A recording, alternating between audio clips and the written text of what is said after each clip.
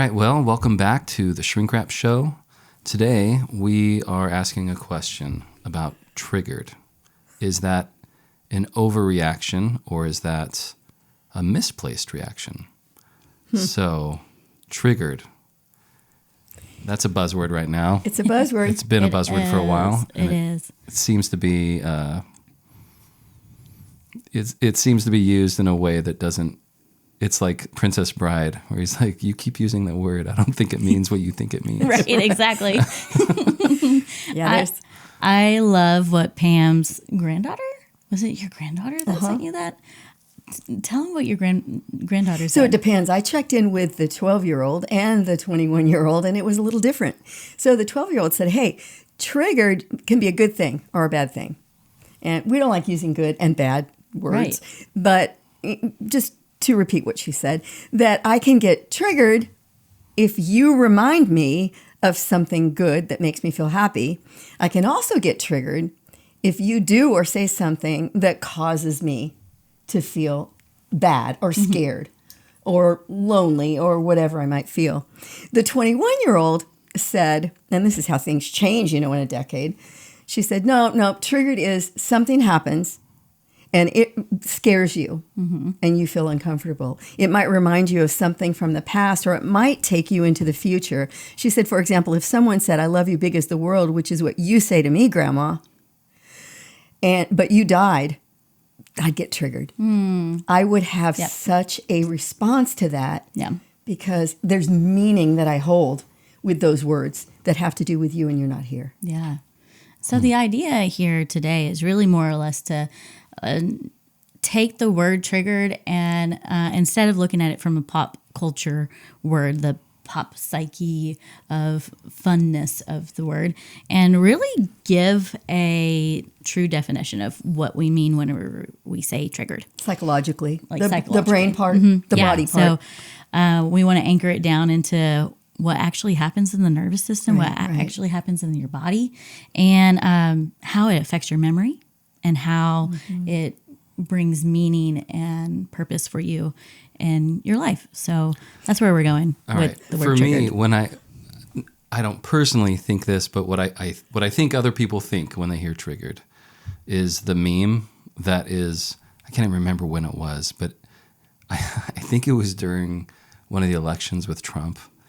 And there was this lady who had this face, and they just took that one frame of the face where she's like this, and she looks really angry.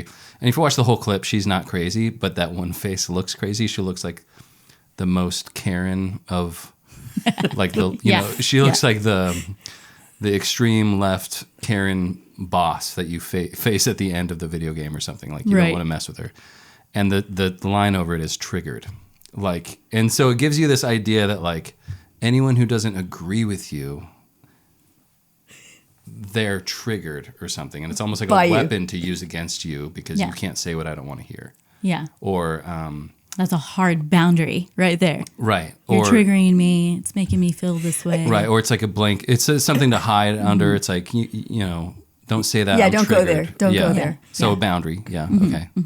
Yeah. This is you're not all of the polarization. Yeah. All of this taking sides and someone's correct and someone's incorrect, and I cannot tolerate difference. Yeah. And when we're called to actually accommodate difference, look for goodness and beauty and all of that. But yeah, psychologically, I mean, we have to go back to the brain science in it, and we know from van der Kolk that the body keeps the score. So for psychological purposes, the meaning of triggered is there is a something that got stored at a cellular level in you and in your memory that says, when this comes up again, watch out, you need to protect yourself. And because the brain doesn't know the difference between a real threat and a perceived threat, it will get triggered. It will get called up and go into protective mode in both instances. Right. It gets activated. And we talk a lot about how the brain often will overcompensate for us, will overestimate a threat and underestimate our ability to manage it. So that's where we talk about, well, let's get into real time and what's going on here. This is about here, not there. Right. not the past. This is about something that's going on right now. Because the brain prioritizes survival. Right. It's survival over accuracy. Anything. basically. Survival over connection. So I'll be in my monkey brain or my primal brain. Yep. Your limbic system. Lizard brain, is that Lizard brain. Yeah. Yeah. It's a common phrase. And so because we regulate from bottom up and then right to left, I'm going to sense first and then I'll make sense Yes. of what I'm sensing. And so there's a lot of responsibility on our parts if we do get activated, which Yes. would be another way to use That's triggered. Yeah, that's the correct term is activated. Right, called in to respond with a protective posture. And my body and my brain are going to bring up all the other incidences in the past that have anything and everything to do with that thing. I have such a great example. One of my friends was saying that her 30-year-old son was just driving and he saw a tree and he saw some white paint on the tree, and it took him back to a recollection of being painted white, he's black, at a retreat because he was being told, you need to be white like us. And in that instant of just driving along, having a great day on a sunny day, she said, the top's down, it's a convertible, and I see the tree and and he's triggered. Yeah. And his recollection goes back to, I was 5 years old, and the teacher said, don't use brown crayons. Don't use that color. It's a dark, bad color. And he is brown. Yeah.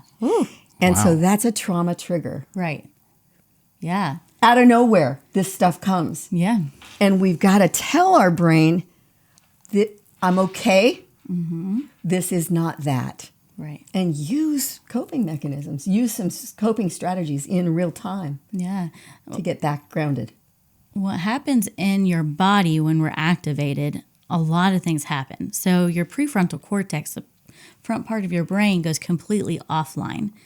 And What is the prefrontal cortex? the prefrontal cortex. For dummies like me. Yes. Why does okay. that matter? So Let's show him. Yes. Let's show the, him the prefrontal cortex, the neocortex, is our mammalian brain.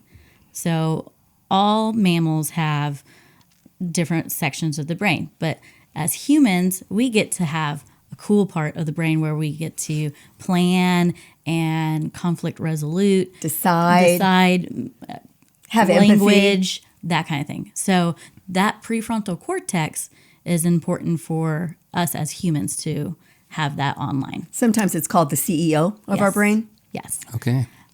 When it's activated, we use this hand model called the hand-brain model. When it's activated, we call this part the prefrontal cortex. This is our amygdala, our limbic system, and it's exposed. So when we're offline, our amygdala is activated, and it's saying we have to protect ourselves. Fight, flight, freeze, fawn. There's danger. All right. Now let's define limbic system real briefly. Limbic system is that part of my brain that is going to it's my emotional piece. It's the part that doesn't necessarily have rational thinking. It just has responsiveness. And this is different than right brain, left brain. Yeah, this is totally different. This is more like a part of the brain that's kind of hidden and should be always covered by the prefrontal. But again, when there's some kind of trigger, to use our word, I flip my lid. And Now- I am now looking for anything and everything I need to know to stay safe. Yeah. Is the amygdala where all emotion comes from, or is it mainly where your survival instincts come Survival This is my instincts. survival instinct and also my emotional memory. Yes. The hippocampus is holding my emotional memory. Okay. And so they're close cousins. Yes. And they're going to inform one another, oh yeah, you need to remember you felt this way. That's that. And my body's holding it Yeah. as well. Now, I've heard something that, I don't know, I can't even probably recite it very well, or it could be wrong, but somehow your brain processes either emotions or danger before you can, like maybe it's going through the amygdala before it's going through the Yeah, that's Yes, that bottom to top regulation. and then right to left. This Okay. is what I'm sensing. And hold on, let me make sense of it. So in the case of the tree with the white paint on it, I'm not making sense of that at first. I'm doing this at first. And is that like your actual nervous system, like your senses, your eyes, Yep. your ears? Is it like neurologically, your neurons traveling? It's an autonomic nervous system. My autonomic nervous system is always scanning. It's searching. Am And so I that's safe? the first path that you perceive things through. Yes. Yeah. My vagal system is watching for social safety too. It's what's happening here? What's going on? Is there anything I need to know to protect myself? It's going to be right if it's a social setting. Yeah. Let's say I'm walking into a brand new church, which can be a trigger for people. Yeah. I'm walking into a brand new place, and church hasn't always been safe for me. Maybe I'm going to walk in and I'm going to go.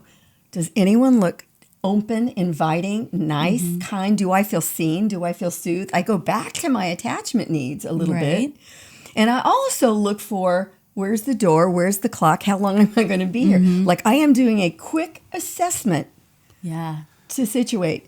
In the case of the boy with the tree, he had to sense first and then say, wait a minute. But he felt all of it like he did in the past. When we're activated in the future by some sort of past memory, some sort of past wound or hurt, I feel it here to the same intensity level that I felt it there. And it can be anything from seeing something, hearing a sound, Smelling something. Everyone's tasting experienced that where something. they smell something and it instantly brings them back to an Nostalgia, amazing memory. right? Yeah. Whether it was a romantic My olfactory partner. system's directly linked Right. to my Yes. limbic system. Okay. So that could have been a romantic partner or a childhood memory. Yep. Both my wife and I have this shared, we didn't grow up together, but we both have this shared, whatever that effect is, where there's a certain smell that makes us remember daycare. Yeah. And yeah. we've found that it's a certain cleaning solution mixed with vinegar, and it smells so comforting to us. Yeah. Yeah. And that can smell comforting. Right. It can also be, that was such a tidy OCD place. We never had fun there. The only thing I Right. was told to do was put my backpack up and get my toothbrush, that when I smell that smell, Right. trigger. Right. Right. Like that was not a good Yeah. thing for me, that place. I find this fascinating too. The amygdala is right above the soft palate of your mouth. And so when you smell things, when you're tasting things, when you're hearing things, when you're seeing things, everything is so central to your amygdala.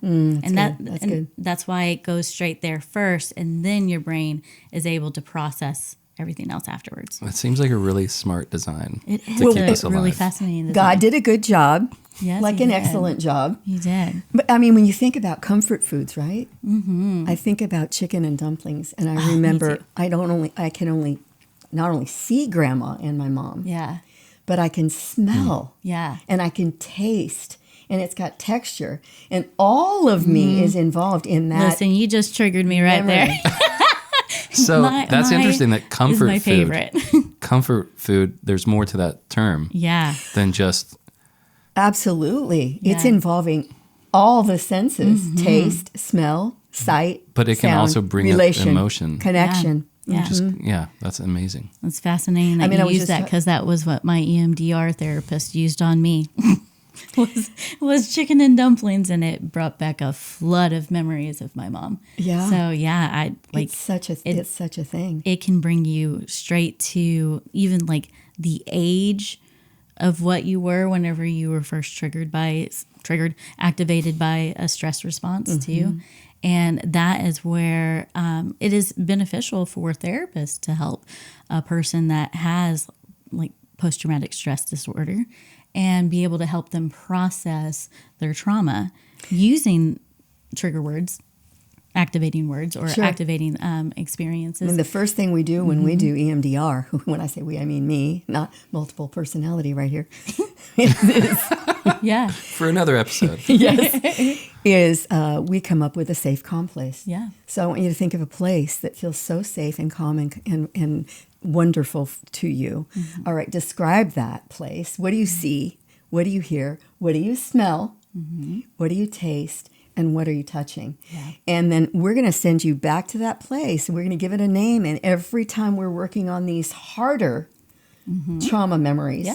we're going to go back there. Yes. And it's fascinating how it can completely take that SUDS level down, or that subjective units of distress, down from a 10 to 0. Yeah.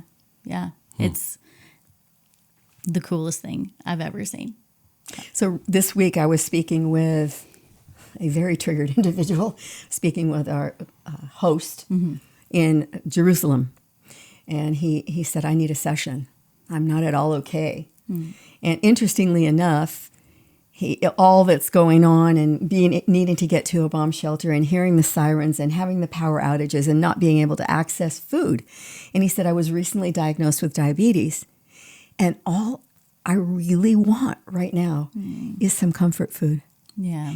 A, I can't get it, and B, it's not healthy for me to have it. Right. And that was a need, kind of tying in with what we're talking about, to somehow mitigate some of all of these uncontrollable factors. Right. That he has no, I said, wow, it sounds like you're talking about the 95% that you can't control and the 5% that you can't right now. Yeah. So 100%, nothing's controllable. Wow. So, okay, back to the Karen, the meme, meme of the triggered meme. So I guess they could be misusing it, saying, hey, get away from me, you're making me uncomfortable. or they could be warning you, like, hey, in shorthand, please stop what you're doing because I'm it's too much for me. I can't control my reaction right now. Yeah. Interesting. So it can be a term then that would be used to, like, listen, I need to put a boundary in place right now. That's triggering me. And again, we can, lowercase t, capital T, the people that we're seeing in therapy are going to be predominantly wrestling with heavy trauma triggers. Yeah. And not necessarily, that reminds me of the breakup, Right. And unless it was something much more exaggerated. Yeah. Yeah. Right, because what it makes me think of first in my cynical brain, I'll be like, well, cynical brain. Oh, we haven't studied that. and not there's some truth to it, but what I think of is, hey, with smaller T traumas, yeah, that's a bummer, but it's also not my responsibility to walk on eggshells around that. Like, unfortunately, it is the only one who can fix that is you. Yeah. Right. With the help of others, but unless you're asking me for help right now, it's really not something to throw in my face. I can be sensitive to it, but I'm not responsible for it. Yeah. Yeah. And I'm responsible for how I treat people, but I'm not responsible for how you react to that. Like, you're your own person. You can respond however you want to, but I'm not going to control you. So, yeah, a lot of times it feels like, hey, you are making me react this way. It's like, no, I'm maybe not. something else makes giving a lot of power to the other person. Yeah, exactly. Right. I'm responsible for me. Taylor Swift, look what you made me do. Yeah, no. That's not. I wish I had that visual in my head. I kind of have this meme visual, but it sounds like I'll pull it up. It sounds like what trigger does internally. Maybe? The point is there's a lot going on. Yes, that is it. Just like she's about to lash out on you. That's what it looks like. Yeah, well, I mean... Yeah, I don't get to do that to people. I don't get to do that to people. Again, you watch the whole video and it's a little out of context. Yeah. But she became the face of a subculture. Well, that kind of makes sense. So an intolerance subculture. Yeah. What actually happens to your brain when you truly are activated is also a part that I think we need to cover. When we are activated, our whole limbic system is telling our body to continue to breathe, continue to pump oxygen to certain parts of the body and that kind of thing. And that's where you get rapid heart rate. Some people will urinate on themselves or defecate on themselves. In extreme sweating cases. Yep. All of my body is now going into, you've got to run. Yes. You need to get out of here. This is not a safe environment. And in an extreme case, I can't run. I'm going to freeze. Yeah. Okay. I just can't. And so here's a question: triggered or activated? Typically, what I think of is you are triggering a past trauma, big or small, T, and it's bringing up that feeling in my body, or it's making me react in a certain way.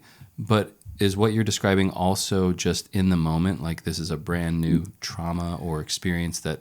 It could. It could be brand new. And that's the same. It's the same thing, activated. It can be, especially with post-traumatic stress disorder patients, because what happens is that amygdala is activated and your body doesn't know if it's safe, and so you're going to start sweating, you're going to be shaking, you're going to have tunnel vision, audio, Exclusion, I can't hear. all of This that happened stuff. to me. I don't do well with blood. So whenever I get blood drawn, I kind of get faint? No, but I do get a little queasy. Pale. And then one time I threw my back out and I couldn't move, and a chiropractor did a house call, and What? That's nice. I couldn't. I mean, I was on the floor for like 6 hours. I couldn't move at all. Okay. Yeah, so I couldn't move. I couldn't go anywhere. And we finally got me on the bed, and he dry needled my back. And some people say that hurts. I didn't feel a thing. But then he showed me a picture, and then I started walking around. And I think just mentally knowing somehow that there were needles in my body, I started feeling like Queasy? sick to my stomach. Yeah. I had Yeah. to sit down. I was sweating. Yeah. I was sweating, but I thought the ceiling fan was on, and it wasn't. So I was cold, And sweating, and hot. At the and same my time. vision was very in and out. And this is I feel ashamed even admitting this, but No it shame. was- We it don't was do just, shame. It was just my body was doing that, and I was like, Yeah. I don't understand why this is happening, but obviously it's in a triggered. panic. Yeah, were I triggered. need to protect myself, and this is, it's almost like the brain goes to, this is going to be catastrophic. What is going to happen? And of course, there's going to be a different reaction if this is the first time I've been in an automobile accident, or I was in an automobile accident before. My mom died in an automobile accident. I'm an EMT. Right? So the reaction that I'm going to have is going to be based upon the trauma of the Experiences. experience in the moment, and my history with trauma in general, Yeah. or similar traumas. Yep. Memory. So is the reaction always a physical reaction? I don't know the term for it. Or is it an emotional reaction, or it could be both? It's generally going to be both. Yeah. And I'm making predictions on the future on the basis of here and past. So what's the goal? Well, first of all, what's the method when you see a client who says, hey, I was enjoying a date night, got super emotional, threw up. I don't know what's happening with me. Yeah. How do you Kind of unravel that? And then also, what's the goal? You guys mentioned EMDR. Like, is the goal to just be like, I feel nothing, or is the goal to like integrate acceptance of your story into your life? Like, can we go there a little bit? It's going to be lowering the reactivity, and it's going to also be integrating that, giving different meaning to it, and really you can tolerate things, and this can be different than that. So stop making those predictions. You don't need to do that. You don't need to do that to be safe. You can be more fully present and trust that whatever comes, you'll be able to manage. Right. So yeah, I would dig into, that's so interesting. What was going on? What was going on in the environment? What did you hear? What had happened just prior? What were you feeling in your body? Guarantee it's tied to something that had happened in the past. Okay, so I've had multiple experiences like this where I feel like I'm a pretty perceptive person who kind of, for the most part, knows what's going on inside me. But there have been multiple times where I have had a physiological reaction that I did not understand. And one of them in particular, I'll talk about another time. That one, okay, that's a clear, I get the connection to my childhood and what happened. But there's two others that I remember in this moment that just, and I haven't gone to a therapist about these either because they're not. Well, here we go, They're, John. they're not. They're not got chronic. two. They're not chronic problems, yeah. but they They're are one-offs. mysteries. Yeah. And so is that exists where someone's like, no idea. I literally, this feels like I just, I'm in a video game and the guy with the control buttons just made me do something and I don't understand. Yeah. You know? I mean, just remember, too, that sometimes it's not necessarily related to a traumatic incident or something emotional in the past. Sometimes, physiologically, I'm in a vulnerable state and I react differently to stimuli. Maybe I am having a blood sugar reaction. Yeah. Maybe I am completely sleep deprived. Maybe Whatever state you're I have in, been stressed. I'm stressed. Maybe I'm just worried about whatever. So, you never want to rule out what's happening physically with you. Did you eat? Did you sleep? Did you have multiple conversations? And this can look like it's completely unrelated, but it is related to something. Yeah. For me, if the reaction is strange, then I automatically assume this has to be some psychological deal. I think that's important to know. It doesn't have to be a psychological deal. It could be a physical thing. Yeah. Again, we can make things bigger than they are. Or it has to be like a past trauma kind of thing, instead of like, this is just a new experience and a new reaction. Yeah, seems really that's kind weird. of strange. Yeah. That's a one-off. Yeah. So if I don't may need to invite you pathologize. to answer a question here, John, No. how do you handle that situation whenever it happens in the moment? What do you? One was a one-off. What do you run off? So, and the other one has happened a few times. I guess it is a little more chronic, but it's not like debilitating in my life. Okay, so do you want me to explain the issue? Yeah, I want to know how what do you do? How did you Something handle it? Crazy. How do you get out of it? Yeah. Yeah. Something crazy and illegal or what like that. Yeah, every time I'm spying on my neighbor, I just get this big feeling of guilt. Oh my gosh. No, okay, so the thing that happens is, this is really interesting, I think, and this is really vulnerable. We'll tell you if it's interesting. Okay, it's vulnerable to just be like, here's my stuff, Yeah. The first time I noticed this feeling was in high school. If I went to like a dance and I put on a suit. Now, I grew up very poor, okay, and had a lot of kind of controlling my image to fit in and not be exposed as the poor kid with no money and a horrible, messy house and a car that's about to die, one car for all 5 kids and the mom. Yeah. So there's a lot of Shame and a lot of stress, around that. And so I think showing up to a dance in a suit just felt like I'm fully putting on something and pretending something that I'm not. Imposter syndrome. Yeah. So like even if I wanted to like, hey everyone, let's go to the McDonald's down the road and hop in my car. It's like, that can't happen. I'm like, I'm in a very limited space of pretending. Yeah. And very out of my control.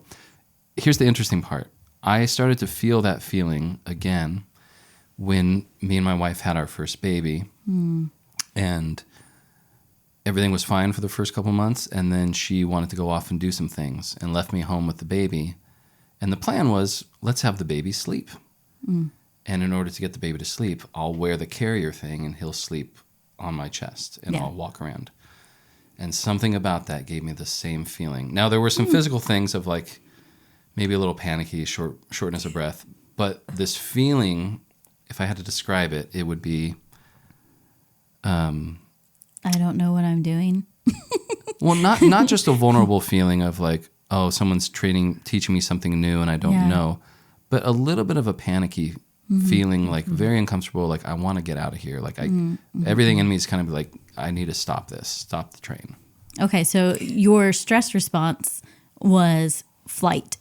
I want to run away from the problem. And I think it's important for us to know what our actual stress response is, because that's what's going to help us figure out how we can get our brain back online. So I want to hear, how did you get your brain back online? I think it's still off. Yeah, I'm still living in that moment day to day. I think I just pushed through it. I think I just let it happen. Like fake it till you make it kind of thing. Yeah, I was like, I can't, abandon my baby right now. I'm just Right. going to deal with this. I guarantee there was some self-talk in there. Yeah, That's I'm going to be okay. I may can have do this. I may have started building a case against my wife of like, Yes. hey, How dare you. this was like really irresponsible of you to leave right now because Yeah. Projection, because I can't manage. I can't nurse this kid, Yeah. And Why what we if have the this- kid in the first place? This Right. is going to be catastrophic because he's going to cry, and how long is she going to be gone? And Right. So maybe that was blaming others. Yeah. I can't remember if I did that. There's a very good chance I did that. Yeah. In my sometimes when I get very stressed, I can kind of take it out on others. Yeah. Yeah. It's an unfamiliar feeling in both. Absolutely. I'm putting something unfamiliar on myself Yeah. Right. that I'm not quite certain that I can fill this suit or fill this pack. So actually, I did see someone, a mutual friend of ours, a counselor that we just talked about before this. But I was thinking about other stuff, but I mentioned that, and he thought it was very interesting that in both cases, that I put something on. Yeah. He says, he's like, this is deeply psychological. Yeah. It yeah, is. Yeah. It is. Yeah. And I think it's important for us to understand, one, like we respond differently to the different types of activations that we have. So if it is more of, I've got to protect my son, then you're going to respond differently. Like you're not going to run away from protecting your son, right? But if it is, I need to run away, you're going to respond differently that way. If we train our body and our brain to deactivate the limbic system, like a runner, think of a marathon runner. They have to train a certain way in order for them to know how to push their body forward. Just like a firefighter, in order for them to know how to use the fire hose and the oxygen tank as they go into a burning building, because the stress response is going to happen, they have to practice those skills beforehand so that they can get back online. So we have to train our body and our mind in both fight, flight, freeze, fawn. Of, okay, how am I going to get my brain back online if this happens again? And the difference, Tahliah, is going to be that with the firefighter, they're training in advance for a predictable or semi-predictable situation, albeit there will be variables that differ. But life will bring to us these moments that John's talking about, that what the heck's happening to me right now? All I did was put on a baby carrier and put the baby in it. And so that's a real time what's going on. But you're right, the preparation still needs to be, all right, how can I talk myself off the ledge? What is going on with me right now in my body? How do I know how to ground and soothe my body and take it out of that limbic system activation, get that cortisol managed, and begin looking for positivity? And that self-talk with, I got this, I can do this, this is feeling strange. So I acknowledge what I'm feeling, but I am also talking myself over the bridge to, I'm going to be okay. I can manage this. And where can I get support? Where can I get help? Yep. And so that's exactly what you did. Like you talked to yourself and was like, okay, I'm going to have a really long conversation with my wife about not leaving me alone. and then you somehow convinced yourself that you would be okay, even though you were having this strange sensation at that time. Yeah. To be fair, I made out of what you described, the conversation with my wife sounded like, hey, I discovered something, let's reassess and a plan. It could have been more just a triggered response. blame. Response. Yeah, exactly. So the next time you had the second child, did you ever have a moment where you were left alone and had to put the child in a little sling with you? And it's not like that all the time, but it's Sometimes. very unexpected. And and it is a little bit like exposure therapy, where it's like, okay, round 2, round 3, I'm feeling this. And maybe it's connected to the I don't know if it's connected to the thing in high school, the putting on the suit thing. I don't know what similarities they have, if it's just feeling like an imposter, or I'm taking on a role that I'm not ready for. But yes and yes. So it's all of it. But it's, getting through it and knowing that, I'm the youngest of 5. So it's like, of course, I don't have any experience with children, and Yes. it always freaked me out. And so I think it's just a time thing and a Yeah. adjustment.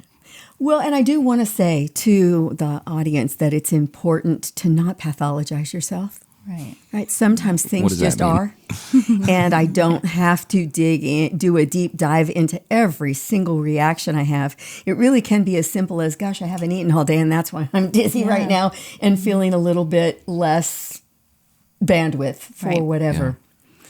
Well, I'm sure you guys have a lot more to say about this. This is probably a good place to stop, because on the next episode, we're going to talk about childhood moments that can shape your story. Mm-hmm. I should back up. Not childhood moments. On the next episode, we're going to talk about anything that shapes our story. If the trigger isn't the thing, what is the thing? Yeah. And that's what we're going to talk about next. We have a lot to say about that. What causes your identity? Yeah. How do you come to be? happen. How do you come to be who you are, and how do you come to think about who you are? Yeah.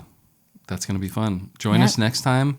Please comment, ask questions. We want to answer them, and let us know what you think in the comments, and share, subscribe, like, all the good stuff.